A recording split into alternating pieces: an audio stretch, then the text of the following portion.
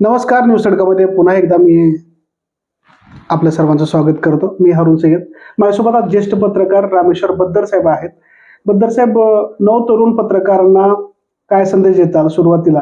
कारण की तुम्ही इतकं वर्षाचा अनुभव आहे, कशी पत्रकारिता केली पाहिजे, सध्या कशी चालते, काय देखील ते सांगा. तरुण पत्रकारांना माझी विनंती राहील, एका हकुंडात पिवळं होऊ नका.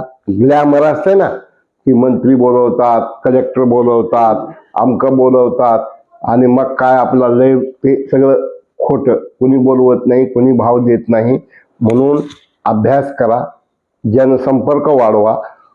तुमचं यूट्यूब, फेसबुक असेल, त्याचा TRP कसा वाढेल, जास्तीत जास्त लोकांपर्यंत गेलं पाहिजे.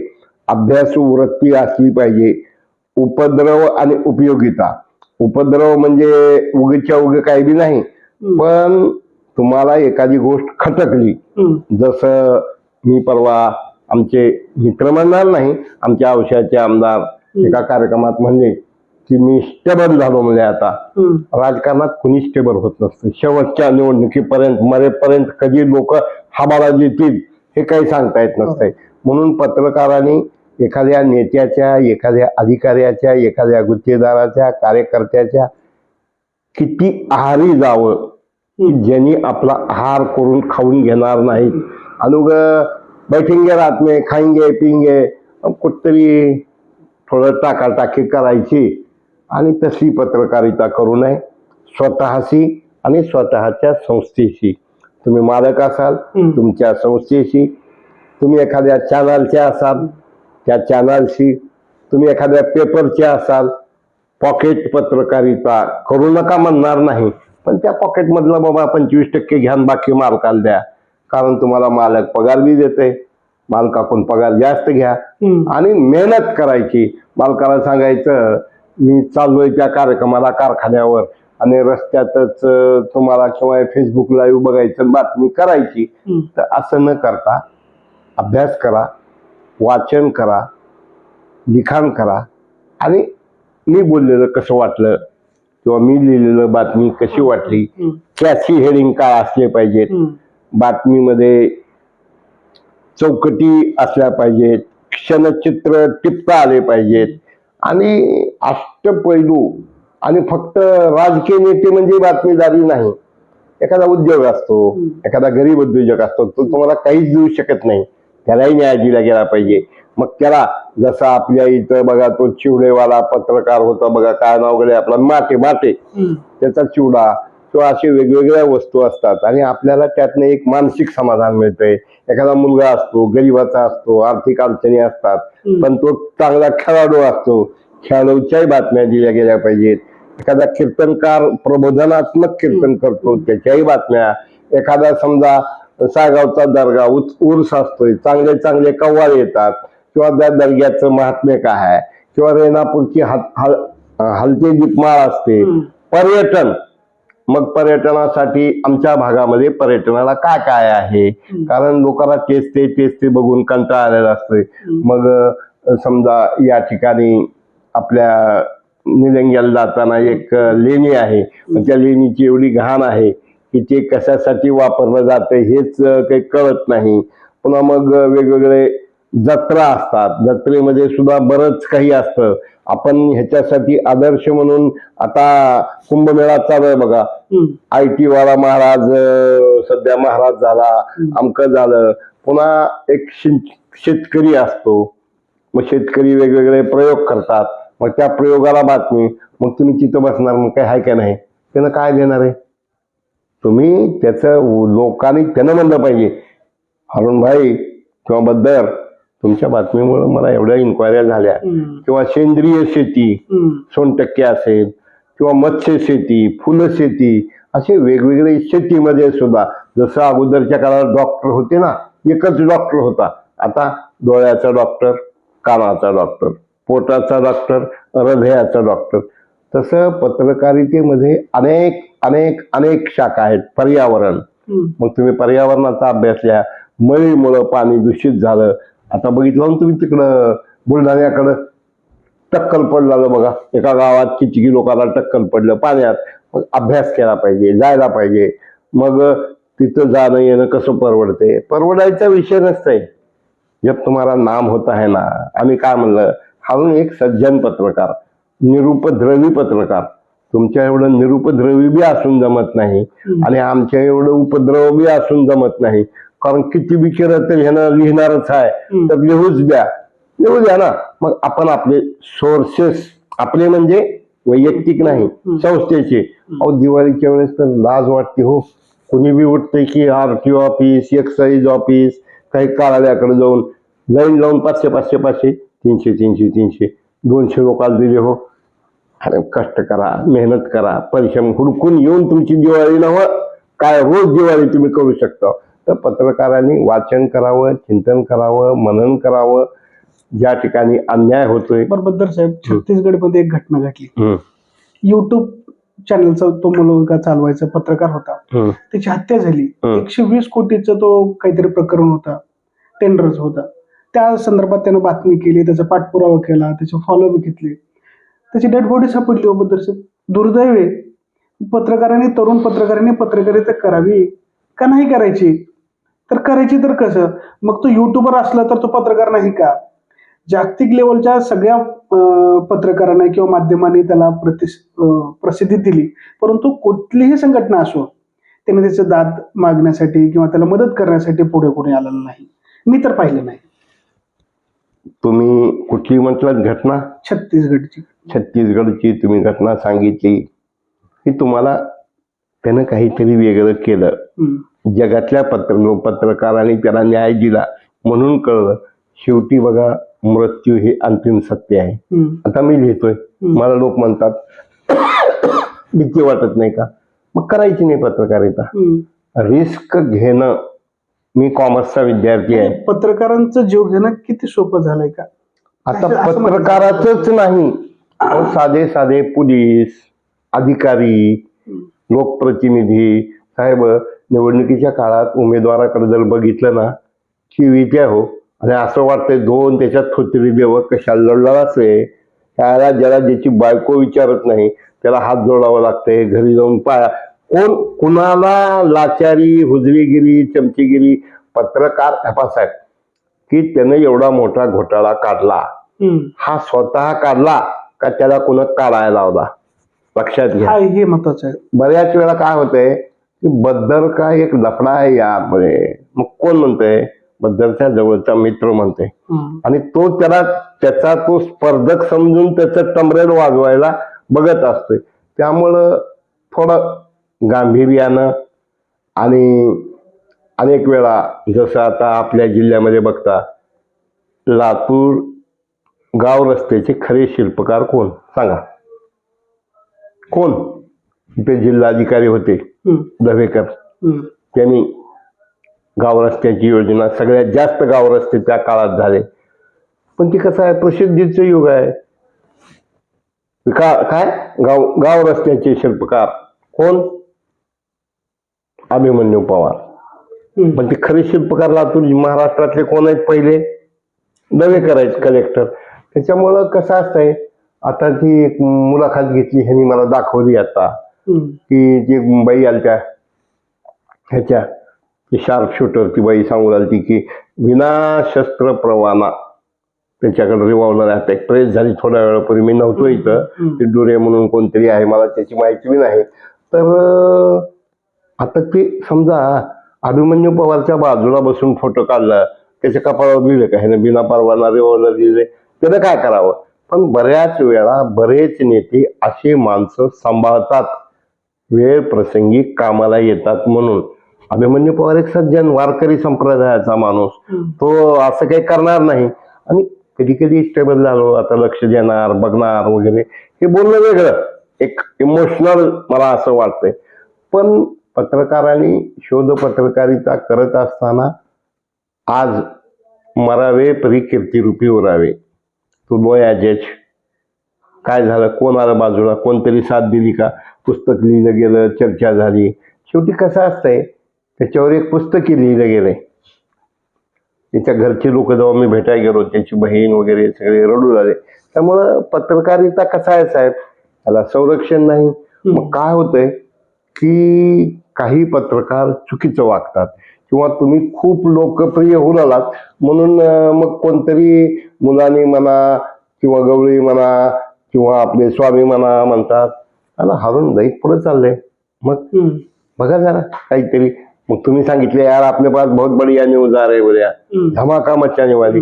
मग तेच आपला धमाका करतात.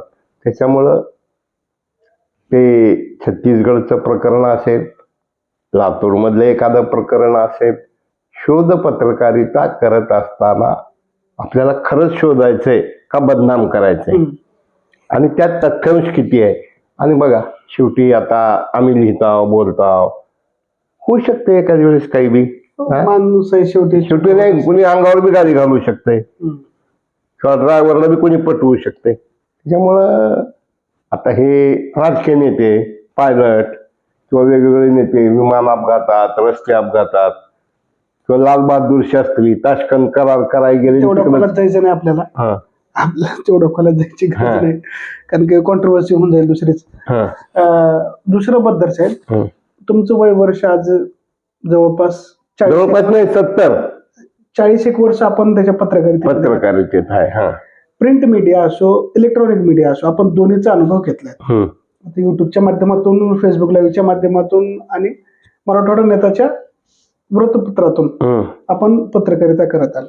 काय फरक आहे बरं इलेक्ट्रॉनिक मीडिया प्रिंट मीडिया दोघांमध्ये काय अंतर बघतात तुमचं काय आणि कोण काय सुधारणा केली पाहिजे कसं बातमी. प्रिंट मीडिया हा आपण जेवढ्यापर्यंत जातो तेवढंच कळते पण इलेक्ट्रॉनिक मीडिया जगात सगळीकडं. तसं प्रिंट मीडिया सुद्धा वेबसाईटवर वगैरे टाकल्यावर जगात सगळीकडे जाऊ शकतोय. आणि प्रिंट मीडिया हा खर्चिक आहे. त्याला खर्च लागते, त्याला टीम लागते, त्याला माणसं लागते, त्याला DTP ऑपरेटर लागते, मशीन लागते आणि ते परवडणारं नाही. आणि इलेक्ट्रॉनिक मीडिया कसा है, अरुण भाई आए, कैमरा फिट किया, शूटिंग शुरू किया और लाइव करके या उसको मिक्सिंग करके डिस्ट्रीब्यूट किया. शेवटी ह्याचा आनंद वेगळा आहे, त्याचा आनंद वेगळा आहे. दोन्हीही पवित्र आहेत, चांगले आहेत. आता काही लोक त्याने किती छापतंय, आपल्याला कसं आहे त्याचे व्ह्यूज किती आहेत. म्हणजे लोकाला शेजारच्या घरी भारी भारी गाडी आली की वाईट वाटते. तसं पत्रकारितेमध्ये सुद्धा मला प्रिंट मीडियाचा अनुभव आहे. आता मला बरेच जण म्हणतात त्यानं हातात पेपर घेऊन संपादक असून मालक असून प्रत्येक कार्यक्रमात अंक कसं वाटतंय. माझं मी विजिटिंग कार्डपेक्षा किंवा मला कुठल्याही कार्यक्रमाला आयडेंटिटी कार्डपेक्षा मी पेपरच देतो. नमस्कार, मी रामेश्वर बद्दल. तर दोन्ही जन समजत. आता राजू पाटील रिंगण आज 2 लाख सबस्क्रायबर झाले. आता मुलांनी 1,28,000 झाले.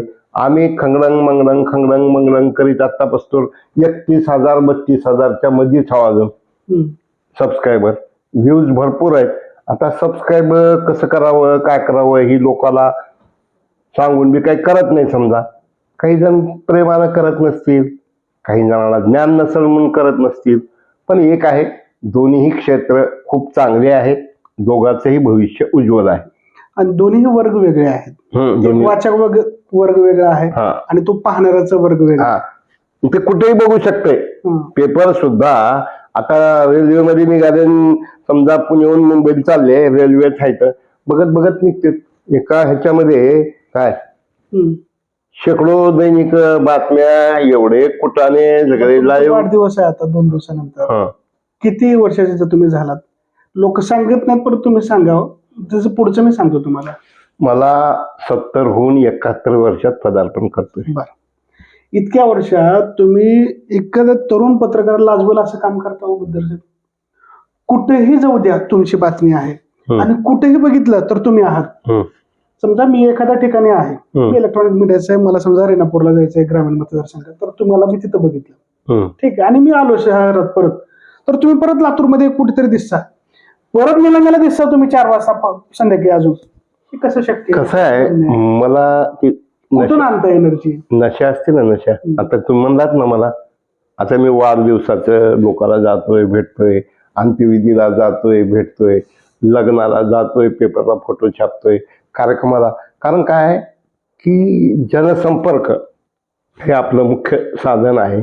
आणि तुम्हाला जाहिराती किंवा सहकार्य घरात बसून कोण देणार आहे? तुम्हाला फिरावं लागेल, जावं लागेल, तुमचं कार्यक्षेत्र हे अधिकात अधिक करावं लागेल, तर तुम्ही टिकू शकाल. वय कशाचं वय हो साहेब?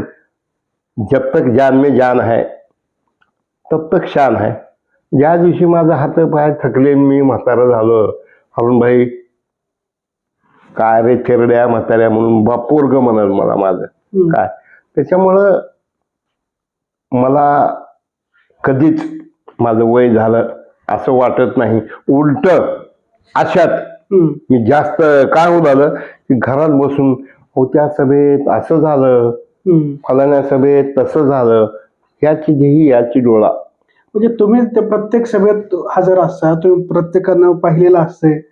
ही जी आहे ना, एखादं गाव फिरून आलं की बसावं आता घरी, अशी परिस्थिती असते. नाही, त्यांच्या गरजा मर्यादित, त्यांच्या अपेक्षा मर्यादित. माझ्या गरजा एक जास्तीत जास्त लोकांपर्यंत आपलं लाईव्ह झालं पाहिजे, लोकांनी बघितलं पाहिजे. तुम्हाला मी सांगतो, मी नांदेडला गेलो, परभणीला गेलो, कधी कधी उस्मानाबाद, धाराशिवला गेलो किंवा अजून कुठे गेलो, एखादा माणूस ते हात उभा करते, नमस्कार तुम्ही हाव का बद्दल सर?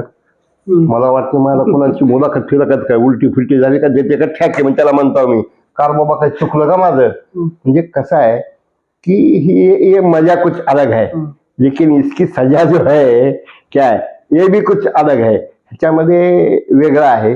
आणि मग लोक आपल्याला, मी बघितलं हो तुमचं अरुणभाई तुम्हाला बहुत अच्छा बहुत अच्छा, त्याच्या पोट भरत नाही. हा, त्यासाठी लय आनंद आहे, आपले लय खूप आनंद आहे. लोक भेटले की या बद्दर साहेब, या पत्रकार साहेब. मग आपल्या ओळखीचा समजा मुलाने एक उद्योगपती आहेत, मग जाहिरात द्या. देत नाही तो बद्दर साहेब. जैसे पेंड खजीर पंथी को छाया नहीं फल लागे अति दूर. मी म्हणणार नाही वाकडं बोट करा, पण तुम्हाला कसं आहे, तुमच्या स्वभावातच ते नाही. तुम्हाला कसं आहे, कसं भागतंय. मग मी कधी कधी म्हणतो मला हरवून कुणालाच काही न देणारे अमित देशमुख जाते, म्हणजे अमित देशमुख काहीतरी देत असेल बाबा, ऐका तरी, मला वाटतंय ते बोलावलं ना. समजा अर्चना पाटील, आणि शेवटी तुम्ही त्यांच्यासाठी काही करता, त्यांना त्यांची जाण नसली पाहिजे ना. नाही, जनाची नाही मनाची काही वाटली पाहिजे. ते नसताना बी आपण क्या भैया, कशाचा भैया रे. मी म्हणतोय म्हातारे माणसं म्हणतात फलाने भैया, संभाजी भैया, अरविंद भैया, अभिमन्यू भैया. अरे जो दिया लिया हो भैया, अकेला खाया वो काय का भैया. मी भाषणात म्हणतोय एकदा, वारंवार म्हणतोय. हा, शेवटी भैयाचा अर्थ काय, भावाला भाऊ म्हणणं. बद्दर साहेब, तुम्ही सुरुवातीला पत्रकारिता करत असताना, तरुण असताना, त्यावेळेस स्वर्गीय गोपीनाथ मुंडे साहेब असतील, स्वर्गीय विलासरावजी असतील, स्वर्गीय अनेक जण असतील, किंवा बाबुराव होते आमचे, तर अनेक लोकांचं तुम्ही जवळून पाहिलंय, जवळून बसला, त्यांच्यासोबत गप्पा मारलात. त्या पिढीमध्ये आणि या तरुण पिढीमध्ये किती फरक आहे? ते माणसं नाही, ते माणसं होते. ते पोरं आजकालचे आयत्या पिठावर रेगुट्या ओढणारे आहेत. मुंडे साहेब कधी बी फोन करायचे, एक देव माणूस. विलासरावजी चुकायचे, पण चुकलेलं बद्दरजी ही बातमी मला फार महाग पडणार. म्हणजे एक संवेदनशील नेते होते. शंकररावजी चव्हाण असतील किंवा आणखीन बाबुराव आडसकर. मी प्रचंड फिरलो बाबुरावजी आडसकर. आजकालची पोरं ना, ते काचवरी करून रेबॉनचा कागद लावून जसं कमांडो असतील ना मंत्र्याचे, आपले चेहरे दिसून नये, डोळे दिसून नये, डोळे झोपले का जागा आहे, तसं आता ह्या त्यांच्याबद्दल न बोललेलं बरं. पण एक आहे की लिखाण भाषणात त्यांच्या एखादी बातमी द्यायची असेल तर साहेब कशी द्यायचे, गोपीनाथ मुंडे साहेब द्यायचे किंवा स्वर्गीय विलासरावजी द्यायचे, हे मग या पिढींमध्ये त्या बातम्या देण्यामध्ये किती फरक आहे? ते समजून उमजून हे हेडिंग आहे. किंबहुना गोदातीरमध्ये जाऊन चहा पिऊन बातम्या देणारे, एसटी बस सुरू करायची तर धुरडा खात बसमध्ये बस फिरणारे, काचवरी करून बाप कमाई पे. आता बिचारे, एक सांगतो मी नेहमी म्हणतोय, विलासरावची तिन्ही मुलं तसे आर्थिक दृष्ट्या भक्कम आहेत, म्हणजे कुण्या अर्थानं की त्यांनी नुकसान कुण्या धंद्यात आलं नाही. आणि मग समजा आलं की लगेच सेक्शन बदलतात, PRO कर दो उसको, क्या उसको ये कंपनी में से मॅनेजर पैसे निकाल दो, लक्षात आलं म्हणजे हाबाडे बसल्यावरच कळतंय. त्यामुळं ह्यांना प्रचंड सागरामधलं एक तांब्या कोण नेहरळ बी कळत नाही. बातमी देण्यामध्ये बातमी देण्यामध्ये ह्यांनी बातमी काय नाही, जोकर सारखं बोलते तो येऊ त्यांना बातमी. हे शब्द पाळणारे नेते होते. विलासरावजी, गोपीनाथराव मुंडे, बाबूराव अडसकर, अशोकराव शंकरराव चव्हाण, डॉक्टर हे शब्द पाळणारे होते.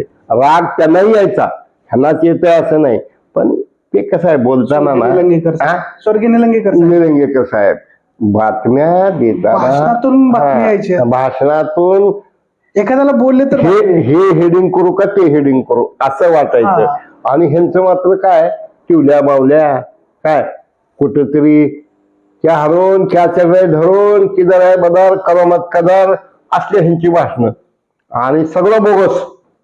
तर ह्यांचे 15 वर्षापूर्वी लातूरला पिण्याच्या पाण्याची सोय करणार साहेब. पेपर छापला ऐका, पेपर छापला हातात दिला की पेपर वाचून बोलायचे.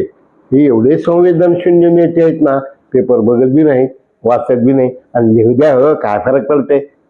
आता पैसे वाटूनच जर निवडून यायचं असेल, कशाला पेपरवाले, कशाला युट्यूबवाले, फेसबुकवाले बघतील त्याने. त्याच्यामुळं ते नेते हे माणसं होते, हे नेते हे माणसं नाहीत, हे फार वेगळे आहेत. त्यावेळेसचे पत्रकारही वेगळे होते. फरका पडायचा जीवनदार शरकर, या जीवनदार म्हणायचे त्यांना. आता काय झालंय काय साहेब काय, आणि इथं साहेबांनी बंगले दिले सगळ्याला फ्लॅट. त्याच्यामुळं जस काही की बराचशी खंदून सगळ्याला दिले असेल. ठीक आहे, बिचाऱ्याने उपकार केले हो, 50 लाखाचा माल तुम्हाला 2 लाखामध्ये दिला, ऋणी आहे. पण त्या पोराचं बी पापावर झांगून घालायचं म्हणजे किती दिवस. त्याच्यामुळं मला असं वाटतं की विलासरावजींनी मांजरा कारखाना उभा केला, एक दृष्टी दिली. विलासरावजी गावोगावी जाऊन शेअर्स गोळा केले, त्यांचं मित्रमंडळ होतं. बद्दर साहेब, तुम्हाला सुरुवातीला लोक जाहिरात आणून द्यायचे फोन करून, का आता आणून देतात फोन करून, तर सांगा. कसं आहे की ज्याला अगोदर समजा एक भूमिपूजन आहे, उद्घाटन आहे, शिवाजीराव पाटील निलंगेकर, विलासरावजी देशमुख पेपरला जाहिरात द्या म्हणायचे. मी काय करते तर आपल्याच पेपरला द्या जाहिरात, बाकीच्याला काय द्यायची काय करायला आहे. मी म्हणतो की मला लातूरमध्ये गेल्या 15 वर्षात त्यांनी उद्घाटनाच्या भूमिपूजनाच्या अधिकाऱ्याकडूनच घेतलेल्या जाहिराती असतील, त्यांनी कधी जाहिरात द्या म्हणली नाही. किंवा ह्यांच्या एवढ्या कंपन्या आहेत, एवढे ह्यांचे उद्योग आहेत, पेपरलाही मला हे आपल्याला सहकार्य करतात, हे आपल्या कुटुंबाचं हे समजत नाही. आणि अगोदर कसं होतं, अरे हारूनभाई दिवाळी आहे, तुम मंगेच नाही जाहिरात, तुम्हाला पेपर का वर्धापन को जाहिरात मंगेच नाही. संवेदनशील माणसं होते. आता काय वर्धापन हाय म्हणून म्हणलं ठीक आहे मी गडबड में मिळतो बाद में, अशा प्रकारचा एवढा बदल झालाय. पण काही माणसं सगळंच नासलं सडलं नाही, काही माणसं आजही चांगली आहेत. त्यावेळेला जाहिरात दिली तर पेपर कमी होते. आता हारूनभाईला जाहिरात दिली तर बद्दल म्हणते बरं हारूनभाईला जाहिरात देता होय, मला नाही का, बघतो घोडे लावतो. एक नवीन शब्द निघालाय, घोडे लावतो. शिंगरू गे रे, घोडे कुठं लावतो. बरं बद्दर साहेब, तुम्ही शाही आमदार जे आहेत लातूर जिल्ह्याचे, त्यांच्या खूप जवळ बसता, मन दिलखुलास तुम्हाला गप्पा करतात, ते तुम्ही त्यांना करतात. कोणता नेता तुम्हाला किंवा कोणता आमदार आवडतो किंवा बोलतात तुम्हाला चांगलं, किंवा पत्रकारांबाबतीत त्यांची भावना चांगली असं नाव सांगावं. Number 1 Ramesh Karad, number 2 Babasaheb, number 3 Sanjay Bansode, number 4 Abhimanyu Pawar, number 5 Sambhajirao नाही अरविंद पाटील, आणि नंबर 6 असं नंबर द्यायचंच नाही, लई नंबर यायचं, अमित देशमुख. अजून काय विचारायचं विचारा. तुम्हाला विचारायचं म्हणलं का, मनानं खूप चांगले आहेत बरं का बद्दर साहेब. मनात काही नसते, आलं समोर की मनातली भावना सगळे ओठात आणि लगेच आणि सांगतात येऊन लगेच विसरून बी जातात. ऐका, माझ्याबद्दल वाढदिवसाला लेख लिहिताना रोडे सरनी लेख लिहिलाय. त्यांनी अनेक अमित, दिलीपराव, विलासराव ह्यांचे अनेक विषयांक काढले, पण आता मात्र त्यांचं ह्यांचं जमत नाही. अरे ह्यांनी पक्ष बदलते त्याचं काही नाही, ह्यांनी कुसकरून वरबडून खरडून खातेत. म्हणजे पैसे आम्हाला नाही, लोकांची कामं करा हो. टेंडर गुत्तेदाराला घेऊ द्या. अहो साहेब, आजकाल 80% नेते टेंडर निघालं की ऍडव्हान्स पैसे द्यावे लागतात. मला एकानं तर सांगितला, विधानसभेच्या वेळेस मुख्यमंत्र्यांनी काय केले, चलो बद्दल कॅन्डिडेट है ना 100 करोड़ के कामा दे दो, टेंडर निकालो, 10% से ले लो, उतना कम पड़ा तो मुझे बोलो. आता सगळं बदलले हो. जनता पैसे दिल्याशिवाय मताला जात नाही. कॉलेजची पोरं, मी एक बाबासाहेब पाटलाचं भाषण ऐकलं होतं साहेब, जवळजवळ 12-15 वर्षापूर्वी, BEdच्या मुलापुढं. म्हणजे मी गेलो होतो एका गावात, मुलं होते म्हणजे क्रिकेटची किट द्या, दिले. भजनी मंडळ होतं, भजनी मंडळाला दिलं. म्हणजे आपल्या गावच्या 20 पोरी इथं आहेत. काय आता मला समाधान वाटते, आता माझे 20 खंदे प्रचारक मिळाले. पण त्यांनी म्हणले की आमच्या मंदिराला अमकं करा.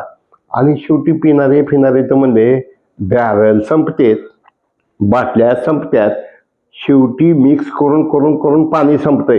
त्यांनी एका भाषणात सांगितले होते. मला सांगा, नेत्याला जर ही वेळ येणार असेल, त्यांनी कशाला पत्रकाराला नमस्कार करतील? कधी कधी अमित देशमुख फार चांगला वाटतंय का, कारण कात गिरायची काय गरज आहे तुम्हाला? तुम्ही जर निवडणुकीत पैसेच मागणार असाल, दारूच मागणार असाल, पार्ट्याच मागणार असाल, तर कधी कधी त्यांचं योग्य आहे असं वाटतं. आता मला आवडणारा मराठवाड्यातला सगळ्यात चांगला नेता कोण? मी म्हणतो एक सिन्सिअर, कदाचित मुलांनी साहेबाला आवडणार, सिन्सिअर, ओबिडियंट, जसं एखादा मेरिटचा विद्यार्थी अभ्यास करतोय ना, राणादादा पाटील. म्हणजे फेसबुक लाईव्ह करणार, जाणार, बोलणार, भेटणार. बाप आणि बेटा दोघात जमीन आसमानचा फरक. म्हणजे डॉक्टर साहेब आणि राणा. आणि मला गाडी घेतली आणि गाडी घेतली, अरे कुठं बदलली, इकडं कुठं काय. म्हणजे मला मराठवाड्यातलं एक भावणारं व्यक्तिमत्व. आप्पा कसं आहे, आमच्या जवळचे आहेत, त्यांना आम्ही घरची मुलगी दाल बरोबर, आम्हाला त्यांनी. पण एक आहे की एक आमच्या बाबतीत वैयक्तिक आणि पत्रकाराबद्दल मी म्हणतो की लातूरला सगळ्या नेत्याचा जर लेखाजोखा काढला तर आमदार नसतानाही नाही, आमदार असतानाही सगळ्यांनाच वाढदिवस, साहेबाचा, विदा कराडचा वाढदिवस, त्यांचा वाढदिवस, काही कार्यक्रम, ह्याच्या जाहिराती वगैरे सगळं हातानं वेळेवर पैसे देणारा नेता. बाकी करा कामात लागा म्हणते, तर पुन्हा फोन बी उचलत नाहीत, भेटत बी नाहीत. त्यानं जिम्मे मी कुठले देऊ म्हणते, चंप्या करून घेतेत, मिशा काढतेत, काय बी करतेत. असे बी काही नेते आहेत. बर, देवेंद्र फडणवीस साहेब पुन्हा एकदा मुख्यमंत्री झालेत महाराष्ट्राचे. काय अपेक्षा आहेत पत्रकारांना देवेंद्र भाऊंकडून? काय केलं पाहिजे देवेंद्र भाऊंनी, मुख्यमंत्र्यांनी, पत्रकारांसाठी विशेष बाब? एक संयमी, तोंडात साखर, डोक्यावर बर्फाची लादी, जेव्हा की अनेक षडयंत्र त्यांना संपवायचे करत असताना संयमानं. पण काय होतंय, तिथं सुद्धा मोठे चॅनल, मोठी वर्तमानपत्र, क ब अ, मग ते सगळेच पत्रकारितेचं, तर लाडकी बहीणची संकल्पना असेल. सुदैवाने जर भाऊने बघितला हा व्हिडिओ तर काय संदेश असेल भाऊना? जर भाऊ बघायलेत असं सांगा तुम्ही, मुख्यमंत्री साहेब आपले बघायलेत, देवेंद्र भाऊ आपले बघायलेत असं सांगा. तुमचा लोकांचा तुमच्यावर विश्वास आहे. तुम्ही न बोलता करणी करता, तुम्ही मी पुन्हा येणार हे सिद्ध करून दाखवलं. नाही ते घाणेरडे आरोप केले. लोकांनी, पक्षाच्याच लोकांनी सभा होणार नाहीत तरी तुम्ही तोंडात साखर, आणि तुम्ही सुद्धा तुमचे PA काय फायली लपून ठेवणार नाहीत, काय गायब करणार नाहीत, लोकांना भेटायला टाळणार नाहीत. अधूनमधून चेकिंग करा. कारण पत्रकारांसोबत कसं, पत्रकारासोबत ती भेटायला टाळतात. मी जे बघितलं की मला त्यांची एक दोनदाच भेट झाली. एकदा म्हणजे संभाजीरावचा अंक द्यायला आणि इथं आप्पाचा. कदाचित आम्ही संभाजीरावच्या लई जवळ होतो म्हणून भेटत नसावेत कदाचित, मला असं कदाचित असू शकतंय, कारण ह्यांची करणी आणि कथनीमध्ये जमीन आसमानचा फरक. पण एक आहे, त्यांनी भेटो न भेटो, त्यांनी मदत करो न करो, एक महाराष्ट्राला म्हणजे खूप चांगला मुख्यमंत्री भेटलाय.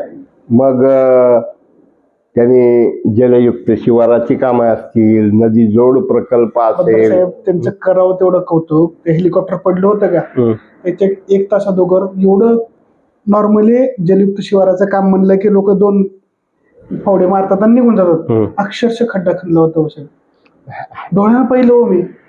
बरं 1-2 मिनिट नाही, अनेक अक्षरशः घाम निघत होतं. मनातून काम करतात ते अनेकदा बघितलं. मनातून काम करतात, माणसं घडवायचा प्रयत्न करतात, पण घडवता घडवता माणसं बिघडणार नाहीत.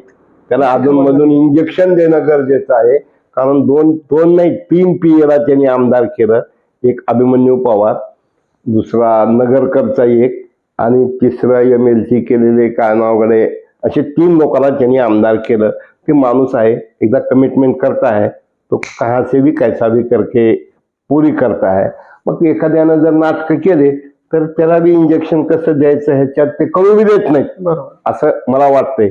आणि मला कुठल्याच नेत्याकडून मी कधी बदली, भरती, नोकरी किंवा काय तर तुमचं मोठं चॅनल वगैरे नाही आपलं बी काय नाही. त्याच्यामुळं तुम्हाला कसं आहे, उपयोगिता आणि उपद्रव मूल्य, आणि त्या माणसाचं मला त्यांनी बाईटला कधी टाळलं नाही. मी अनेकदा बघितलं, उपमुख्यमंत्री असताना बघितलं, राज्याचे विरोधी पक्षनेता असताना बघितलं, प्रदेशाध्यक्ष असताना बघितलं, मुख्यमंत्री असताना बघितलं. मला टाळलं नाही. आपल्याकडं वेळोवेळी बाईट दिले.